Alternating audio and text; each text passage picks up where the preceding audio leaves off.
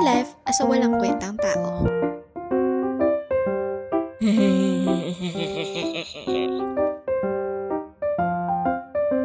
Ayan, nagtutugtog ako dyan. Kala mo kung ano ginagawa niya, no? Sa totoo lang, hindi ko alam kung ano tinutugtog ko dyan eh. Kasi yung coach ko nasa cellphone kasi naman ayan, nagtutugtog pa rin ako. Ayan na. Di ba nahulog pa nga yung cellphone ka?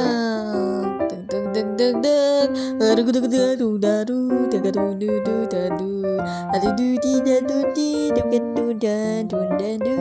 Ayun, kumakanta rin ako dyan.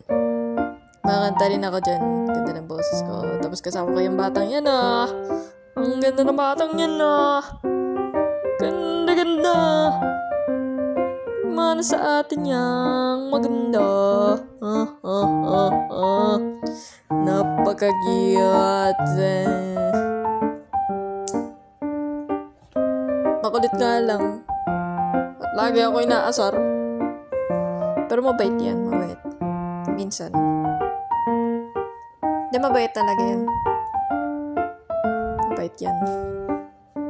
Ako yung hindi. Ay, hindi, mabait rin ako. Mas mabait ako dyan eh. O, tingnan mo, nabahing siya oh.